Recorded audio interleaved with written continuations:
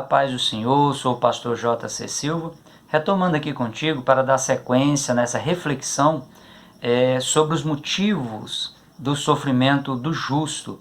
Já estamos agora na reflexão, no estudo de número 10, e eu louvo a Deus por sua vida que tem acompanhado esses estudos.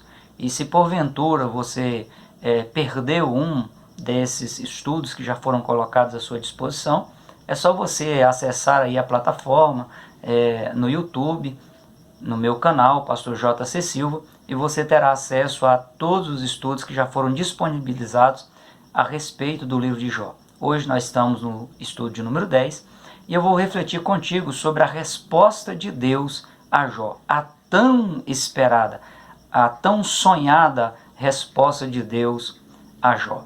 Até o momento em que Deus ele responde de maneira audível a Jó, nós vemos Jó mergulhado aí num profundo cansaço devido aí à sua condição deplorável de saúde que ele se encontrava. Ter aí uma manifestação divina em resposta ao seu sofrimento foi o que Jó mais desejou naquele momento de sua vida. Veja Jó número 6, versos 8 a 10, quando Jó diz: "Quem me dera que se cumprisse o meu desejo e que Deus me desse o que espero, e que Deus quisesse quebrantar-me e soltasse a sua mão e acabasse comigo. Ainda assim seria a minha consolação e me refrigeraria no meu tormento, não me poupando ele, porque não repulsei as palavras dos santos." Jó, ele entendia bem que o fato dele permanecer fiel a Deus era aí o principal motivo de ele estar sofrendo, passando por aqueles momentos de aflição na sua vida. Ele chega a dizer aqui no verso de número 10, ele chega a falar de uma dor implacável por se manter fiel à palavra do santo. Quando ele expressa esse desejo de ser esmagado por Deus, ele na verdade ele demonstra aí o anseio de ter a oportunidade de estar na presença de Deus, estar debaixo da sua mão protetora. Nos versos 8 e 9, Jó ele declara: "Quem me dera que se cumprisse o meu desejo e que Deus me desse o que eu espero, e que Deus quisesse quebrantar-me, soltar a sua mão protetora e eliminar-me." Ou seja, ele desejava estar na presença de Deus, diante da face de Deus, mesmo que esse fato, o desejo, o cumprimento do desejo do seu coração, lhe provocasse a morte, a sua eliminação por esmagamento. No entanto, ele visualiza na possibilidade de estar diante da face de Deus uma oportunidade de clamar aí por misericórdia. Ele chega a dizer aqui em Jó número 10, verso 2, a seguinte declaração: "Direi a Deus, não me condenes, faz-me saber por que contendes comigo." A crise pela qual ele estava passando era muito forte. Por isso, ele chega no meio de todos esses conflitos e todas essas aflições, Jó chega a demonstrar, sentir dúvidas, e ele pede alguns esclarecimentos para Deus. Veja Jó, número 13, verso 22, Jó dizendo: "Chama-me, pois, e eu responderei, ou eu falarei, e tu me respondes." Em Jó, número 19, verso 27, Jó declara: "Vê-lo-ei por mim mesmo, e os meus olhos, e não outros, o verão, e por isso os meus rins se consomem dentro de mim." Jó, número 23, versos 3 a 7, Jó, ele declara: "Ah, se eu soubesse que o poderia achar, então me chegaria ao seu tribunal. Com boa ordem exporia ante ele a minha causa, e a minha boca encheria de argumentos, saberia as palavras com que ele me responderia, e entenderia o que me dissesse. Porventura, segundo a grandeza do seu poder, contenderia comigo? Não, antes ele cuidaria de mim. Ali o reto pleitearia com ele, e eu me livraria para sempre do meu juiz." É interessante observar esse desejo profundo de Jó de estar na presença de Deus, de ter uma resposta de Deus e de ter até aí um intercessor, alguém que pudesse interceder por ele diante desse que ele chama de o meu juiz. Jó número 31, verso 6, Jó ele diz o seguinte, ele pede a Deus, pese-me em balanças fiéis e saberás que eu não tenho culpa.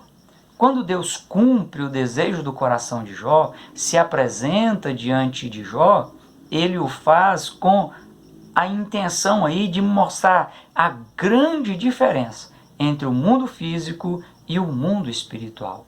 E como Deus poderia intervir na fragilidade humana da mesma maneira como Deus sobressaía sobre todas as demais questões complexas do universo. É em Jó número 38 e 39 que Deus convence Jó das suas fraquezas.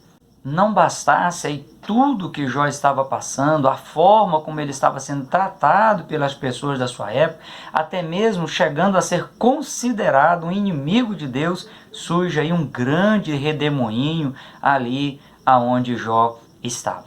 Seria aí o seu final trágico, o final de Jó, que havia sido expulso da cidade, estava no meio das cinzas, no lixão da cidade, se coçando com cacos de telhas?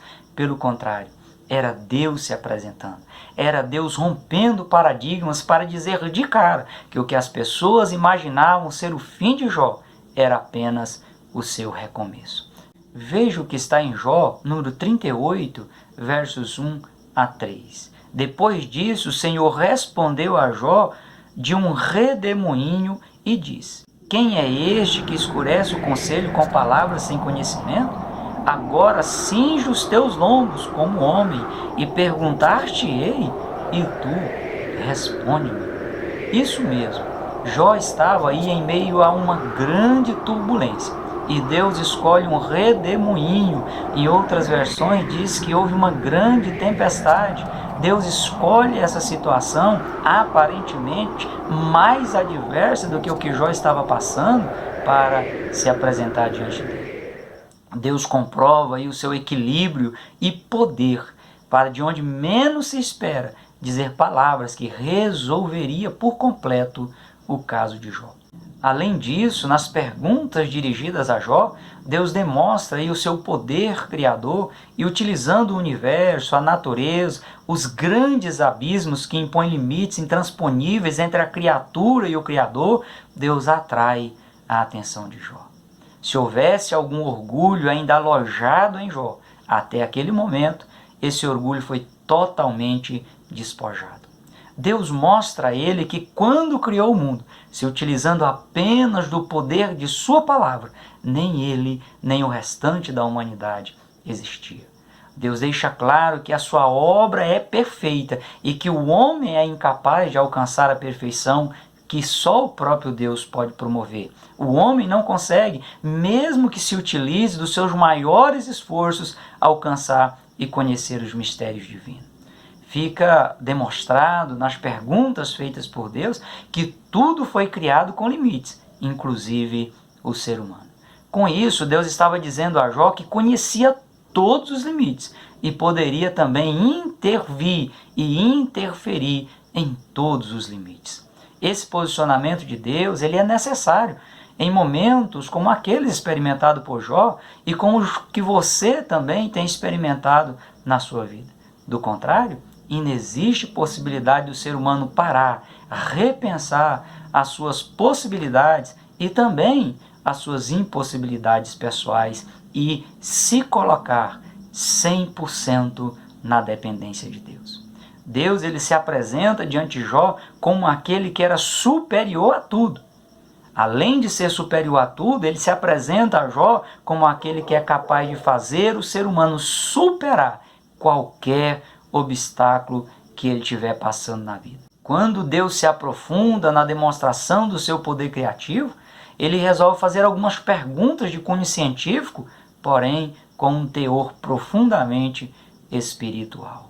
Veja Jó número 38, verso 19. Deus pergunta: onde está o caminho da morada da luz? Verso 22. Ou entraste tu até os tesouros da neve e viste os tesouros da saraiva? verso de número 24. Onde está o caminho em que se reparte a luz e se espalha o vento oriental sobre a terra? Veja o verso de número 25. Quem abriu para a inundação um leito e um caminho para os relâmpagos dos trovões? Veja o verso de número 28. A chuva, porventura, tem pai? Ou quem gera as gotas do orvalho? Veja aí o verso de número 29. De que ventre procede o gelo? E quem gera a geada do céu? Veja Jó número 39, verso 19. Ou darás tu força ao cavalo, ou revestirás o seu pescoço de crinas. Nos versos seguintes, Deus passa a trazer à memória de Jó o resultado da força recebida pelo cavalo, descrita aqui no verso de número 19. No verso de número 21, ele diz que o cavalo, se utilizando aí das suas patas, ele abre buraco no chão com fúria. No verso de número 22, diz que o cavalo ri do medo e nada teme, não recua diante da espada. No verso de número 24, diz que num furor frenético, ele devora o chão, nem consegue esperar o toque da trombeta. No verso de número 25, diz que o cavalo, ao ouvir o toque da trombeta, ele relincha, como que dizendo, eia, vamos! De longe, ele sente o cheiro do combate, o brado de um comando e o grito de guerra. Se a um animal como o cavalo, Deus lhe dá tanta capacidade de superação e de destemor, quanto mais ao ser humano, criado à imagem e semelhança dele. Pode parecer desnecessário ou até irrelevante do ponto de vista humano Deus entrar nessas questões com Jó. No entanto, o resultado desse encontro de Deus com Jó ia depender não de Deus, mas da forma como Jó pudesse compreender quem era Deus, quem estava se apresentando diante dele. Jó, se ele tivesse aí uma visão, um entendimento parcial ou distorcido da realidade divina, não teria a sua sorte mudada. A forma como você visualiza Deus é determinante para que se construa os laços de confiança e dependência tão necessário à sua resiliência e à sua superação. Caso fique algum ponto de dúvida, caso apareça alguma faísca de dúvida, o resultado final vai estar comprometido. Jó, ele demonstra uma simplicidade, uma humildade e uma fé extraordinária. Por isso foi que Deus o conduziu por um processo de cura, de aprendizado, se utilizando aí dos conhecimentos que Jó já possuía, como também de conhecimentos que Jó ainda não tinha parado sequer para refletir sobre eles. E isso é muito importante, pois com frequência as pessoas deixam de considerar o que já sabem a respeito de si mesmo, o que já sabem a respeito de Deus, e muito menos consideram aquilo que ainda não sabem a respeito de Deus, aquilo que não conhece ainda a respeito da criação de Deus. E o contexto bíblico sagrado diz que a ausência de conhecimento promove destruição e impede que a pessoa experimente, tenha comunhão, tenha experiências com Deus. O ser humano, ele é limitado? Sim, com certeza o ser humano é limitado. Mas também o ser humano, ele possui habilidades, ele possui competências, dons dados por Deus que o habilita a ser criativo, o habilita a realizar, a construir, a superar, a recomeçar e se tornar uma pessoa realizada, um referencial aonde ela colocar a planta dos pés.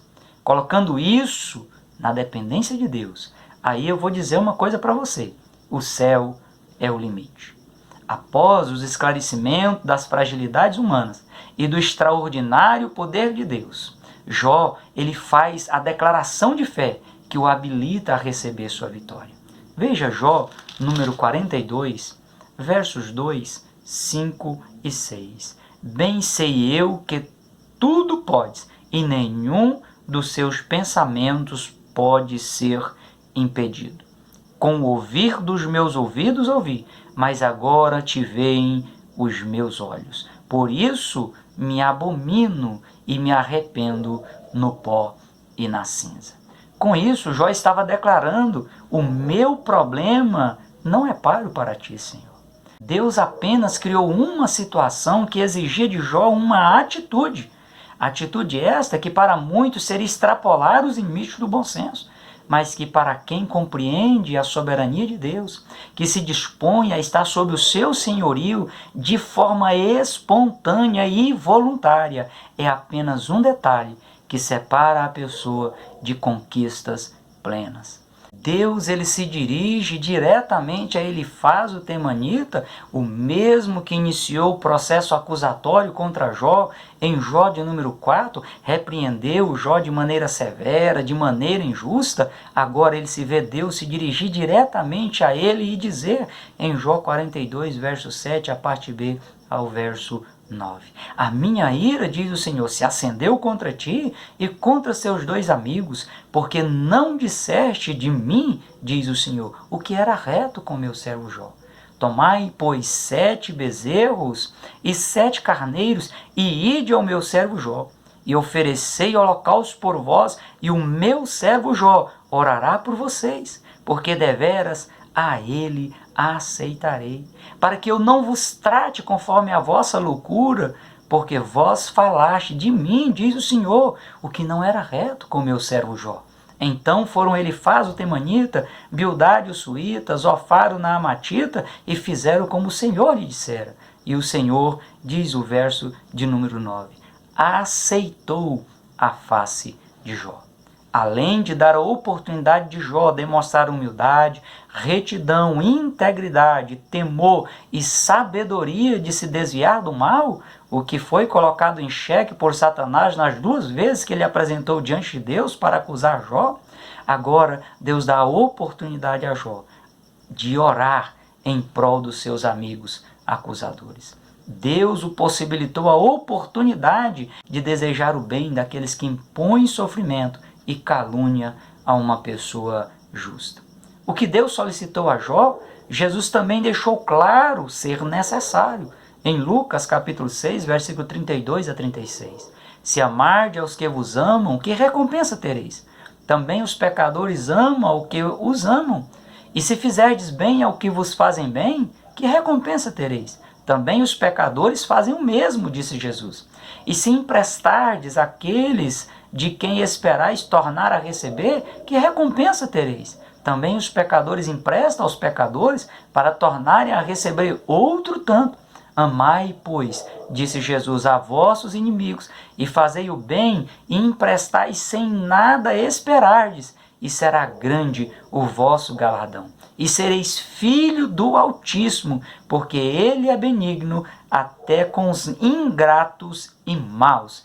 Sede, pois, disse Jesus, misericordiosos, como também o vosso Pai é misericordioso.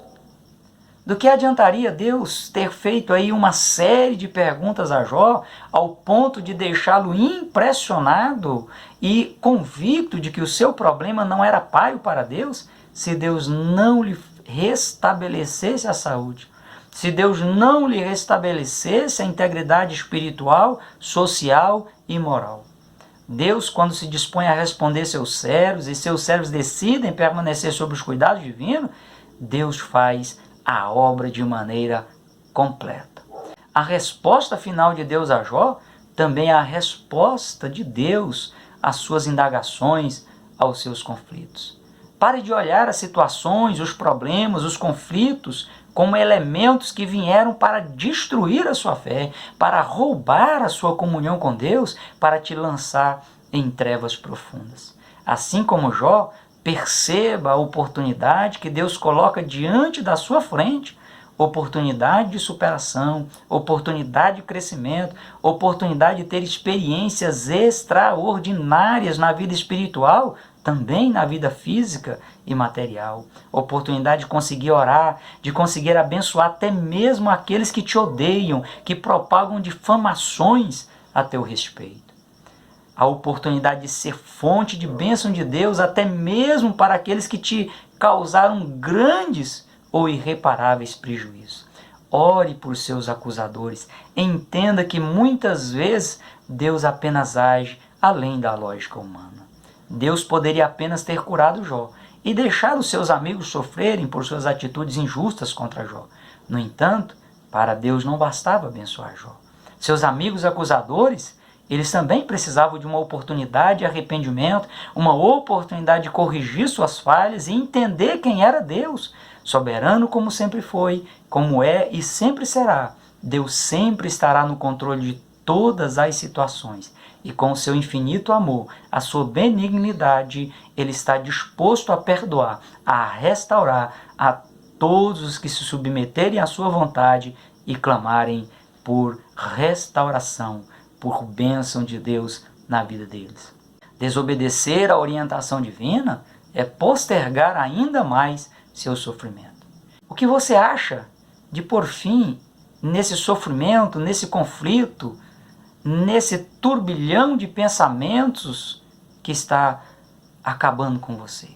Se você tomar a mesma atitude que Jó tomou, quais seriam os resultados que você obteria? Reflita sobre isso e perceba aí que Deus pode estar te respondendo simplesmente de uma forma diferente do que você imaginaria que Ele iria te responder. E essa forma diferente de Deus responder, por si só, já é a resposta que você precisa. Deixa Deus trabalhar em você, por você e através de você. Compreenda quem é Deus e o que Deus pode fazer por você. Acredite, se deleite em confiar no Senhor. Espera nele e Ele concederá o desejo do seu coração, de estar na presença dele, sentindo paz de espírito, com o nome escrito no livro da vida e aguardando o arrebatamento da igreja. Que Deus em Cristo continue abençoando a sua vida.